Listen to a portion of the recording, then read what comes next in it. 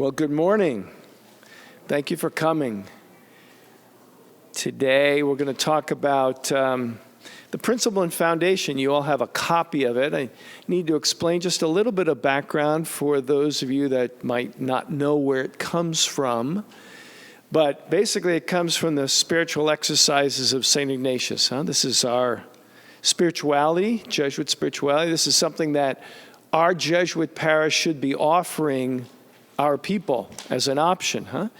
Every religious order parish, whether it's Franciscan or Dominican or Benedictine or Jesuit, should be offering something along their own spirituality. I mean, that's what kind of distinguishes us from any other parish. So what you have in front of you is a simple paragraph, right? And it comes at the very beginning of the spiritual exercises. In fact, it comes before the spiritual exercises even begins. It's the very, very beginning, okay? But to explain to you in kind of a larger context what it's about, I like to talk about how I like to go see movies, and I like to see movies on the big screen. I don't go all that often. There aren't many good movies out there. And so every year when the Academy Awards come up, I pay a little bit of attention to it. Mostly I look at what the best movies nominated and try to see how many of them that I've seen, in person. Sometimes I might even go out and see them before the awards are given out. But there's one category which always fascinates me, and that is the award that's given out for the best musical score, right? And some of them are obvious. I mean, the last two movies I saw were very much kind of musicals. Rocket Man, which is the story of Elton John, and it's his whole life through music. And then another movie called Yesterday. It's a story of, I think, either a Pakistani or an Indian. It's a fictitious story. And he begins to play some Beatles songs for some friends, and they're amazed. How did you write that? And he said, these are the Beatles. I'd say, the who? And so it turns out that there's nobody in the world except for a couple of people that remember the Beatles or know the Beatles. For some reason, they've had this amnesia. Well, that's about music, so it's all about music. But then there are other movies that are listed there that I've seen, and I think to myself, I don't remember any musical score to that movie because I was so focused in on the plot, And when we focus in on the plot, there's a lot of stuff that goes on that we don't pick up unless we see the movie a second or a third time. So it's a background music that we didn't even notice, but it's making an impression on us as to how we interpret that movie, Of course, the movies that have the most kind of intriguing background music would be scary musics, they build up your attention. But more often than not, there are movies that just have this music in the background. What I gave you today is background music for the spiritual exercises. When I was a novice director, and I directed this retreat some 11 times, I would give this to the novices at the very beginning before we even began, and I would say, okay, this is your background music. I want you to read this at least once a day. Go back to it. Think about it. Because it's going to mean something at the end. It's background music. It's not something you're going to focus in on, but it's going to be there, okay? So I'd like to go through this with you, just kind of line by line, and maybe it becomes for you a little bit of background music in your own spiritual life. You see there in parentheses, there's a little tiny 23 next to it in the title. That's because the spiritual exercises, the book of the spiritual exercises is broken down into paragraphs, not by pages. Everything's done by paragraphs. I have this sheet for you. Okay. So, basically, this is what is written here. Human beings are created to praise, reverence, and serve God our Lord, and by means of doing this, to save their souls. So that's the purpose. That's the reason why we were created. And each one of these paragraphs, if you had a line to draw, would always go back to that first paragraph. It always leads back to that. Always leads back to that. The other things on the face of the earth were created for human beings. So everything else was created for us, and we know that in Genesis, the first book of the Bible, to help them, to help us in the pursuit of the end for which we were created. Okay? So everything else that's created is to help us praise, reverence, and serve God. Praise, reverence, and serve God.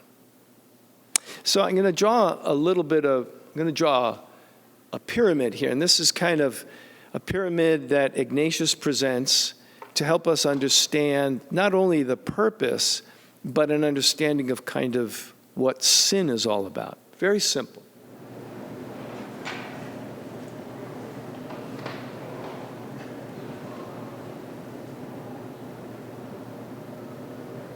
Basic pyramid now. And the very top part is God. God is at the top of the pyramid. In Spanish, we say, primero Dios, first God.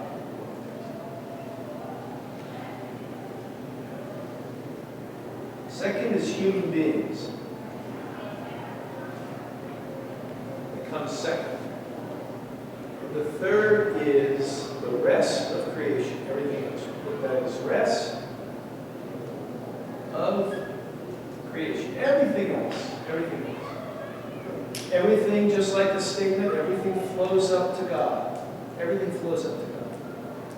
And Ignatius says that sin is when we invert these levels. So when we put certain human beings before God, or we put other created things before human beings, this is what sinfulness is. This is out of order. This is the purpose of God, which we place out of order by our choices. Okay? So it all flows up to God. It all flows up to God.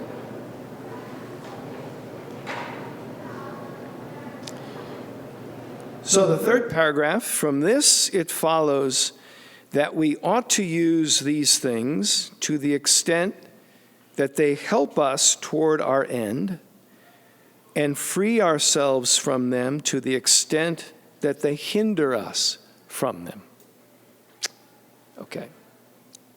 So what I like about this is St. Ignatius makes no judgment on creation, you know? He makes no judgment whether the things that have been given to us are either good or bad. It all depends how we use them. It all depends on whether or not they help us to achieve what's in the first paragraph, our praise, reverence, and serve God, the purpose of our lives. To the extent that they help us, we are to use them. And use them not in the sense of manipulation, but use them in the sense for which they were created. If they help us to praise, reverence, and serve God, we're to use them. To the extent they get in the way, we're to put them aside. This was originally written in Latin, and there's an expression here which is tantum quantum. Tantum quantum. To the extent that it helps you, use it. To the extent it gets in the way, put it aside. So, even things like gambling, a little bit of gambling, there's not a problem there as long as it doesn't get in the way with your praise, reverencing, serve God. Drinking, dancing, exercise, reading, whatever it is, to the extent it helps me praise, reverence, and serve God, I'm to use it. When it gets in the way, put it aside. What does this require? This requires a certain amount of discernment, right? Honest discernment. To pull back from something and say, is this really helping me? Is this really helping? Or this choice as to the way I am to serve God. Do I really feel this will help me praise, reverence, and serve God by being whatever, a doctor, a lawyer, a priest, a nun? Does this help? If it helps, I'm to use it. When I was in the novitiate with the novices, novice came to me, and the novices in the first 2 years of religious life are different from any of the other 2 years. They're like monastic life. I mean, you have a schedule and you're supposed to follow that schedule. If you're able to allow yourself to follow that schedule, it says that you are open to being formed. So the novices would complain that, not that they didn't have free time, but they didn't have free time when they wanted to have free time. And so during their free time, they were allowed to do pretty much whatever they wanted to do. And once a novice came to me and he said, I've started reading this novel, and I really like it. And, if you start reading a book, a novel, you kind of get caught up in it, and you want to find out what's going to happen. And he said, I don't know, maybe I'm spending a little too much time reading it. And I said, tantum quantum, to the extent it helps you be a good novice, praise, reverence, and serve God, go ahead and use it. To the extent it's getting away, maybe you need to cut back a little bit. But that's your decision. You make that decision. But it requires discernment. It requires a certain amount of being able to stand back, look at it objectively, reflect upon how it's affecting me, how this is working or not working, and then either use it or put it aside. Maybe put it aside completely. Those people that, who are alcoholics and have joined a 12-step program have decided that alcoholism doesn't help at all, so we're going to put it aside permanently. We're not going to use it at all. For other people, using it a little bit is fine. You know your limits. You know when it's good. You know it's bad. So Ignatius makes no judgment about whether a thing is good or bad. It all depends how it fits into the scheme. So the fourth paragraph. To attain this, it is necessary to make ourselves indifferent to all created things. Now, normally if you're reading something and there's italics, and the author has to put in there that, italics mine. That italics are mine. This is probably the most important word in this whole thing. So to attain this, it is necessary to make ourselves indifferent to all created things in regard to what is left to our free will and is not forbidden. So I'm going to stop right here and just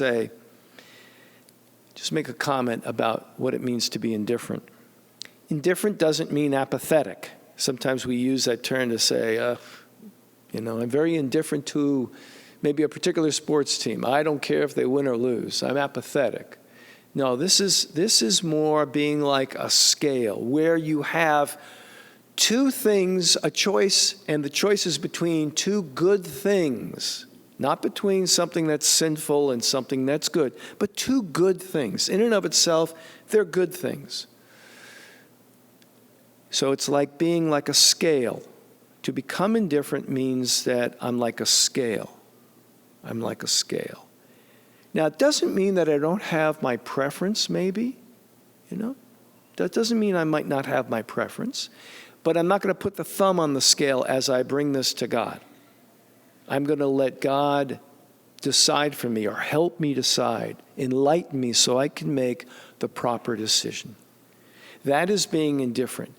Indifferent to all created things. Indifferent to all created things. In religious life, indifference is the biggest, I think the most important element of religious obedience. It's a question of being transparent to my religious superior so that he could decide where it would be best that I serve God and the church and the society of Jesus. So, I wasn't planning on leaving San Jose. That was near my family. I was there for 6 years. Things seemed to be going very well. And then the provincial came to me and said, well, we'd like you to consider a change, And to be able to say to the provincial, send me where you want to send me. It's fine. Now, granted, I don't have wife and kids. That would be a major decision, right? I couldn't make that decision on my own. But as a religious, I could say, yeah, send me where you want. I'm fine. I'm fine with that. Being indifferent, not holding on to anything, but to use whatever gifts God has given me in order to praise, reverence, and serve him. Consequently, on our part, We ought not seek health rather than sickness, wealth rather than poverty, honor rather than dishonor, a long life rather than a short life, and so on in all other matters. Now, that's pretty hard to do. I mean, I think we all have our preferences. We all have our preferences.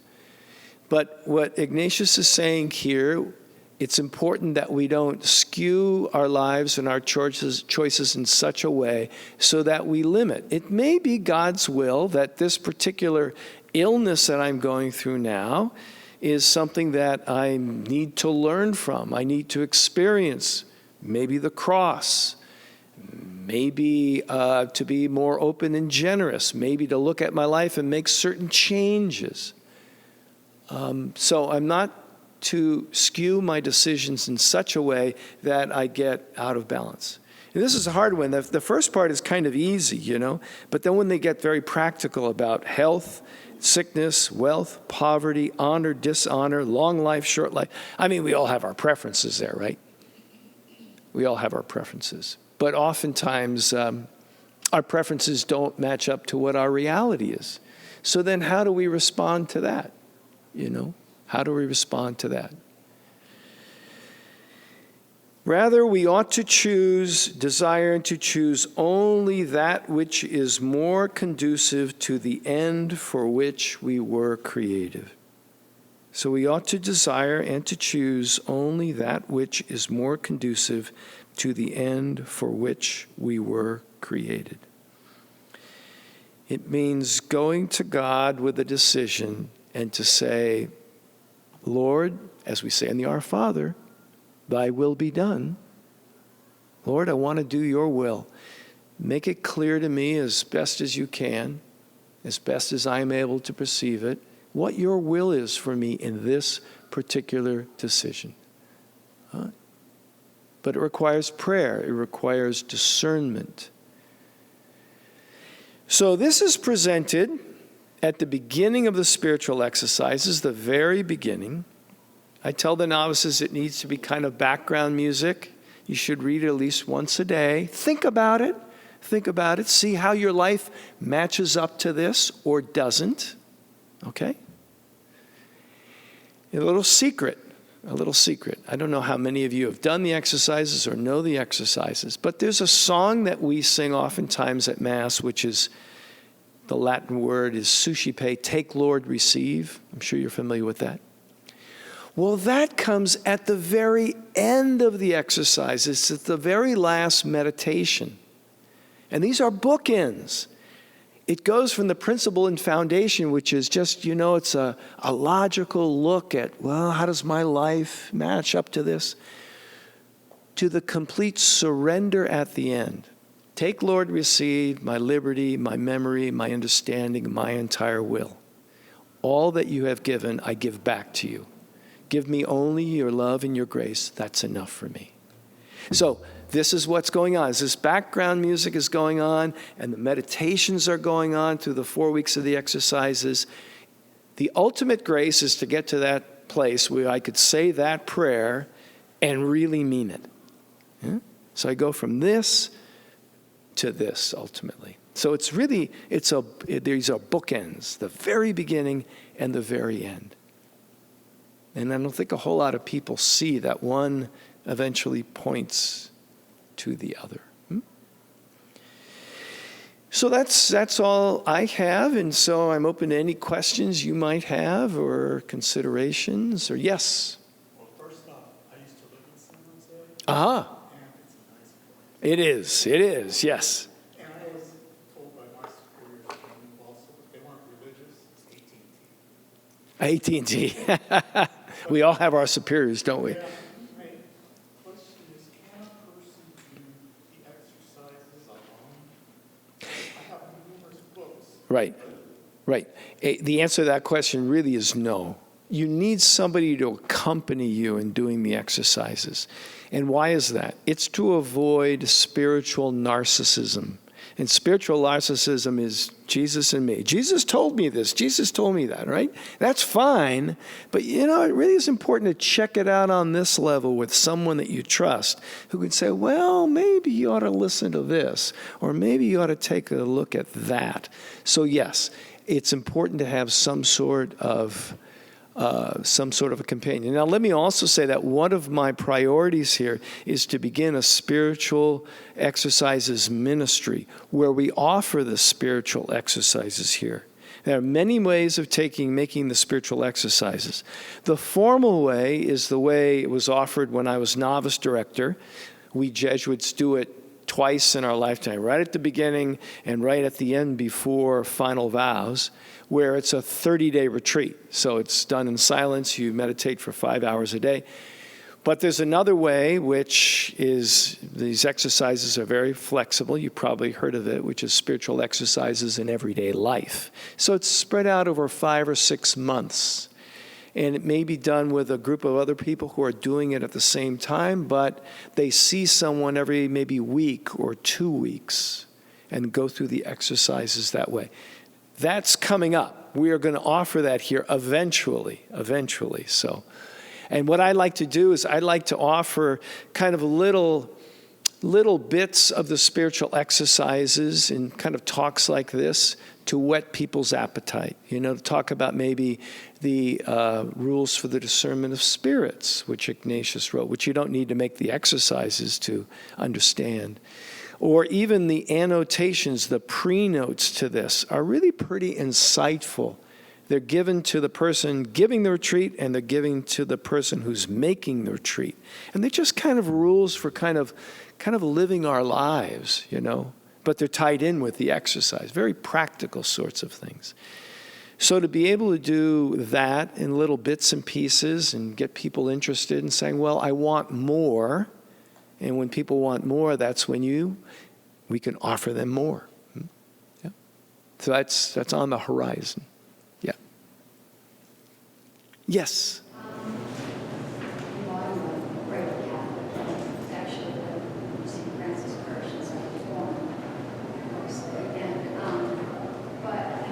Exposed to pieces of St. Ignatius and his work and prayer, but reading this was totally different.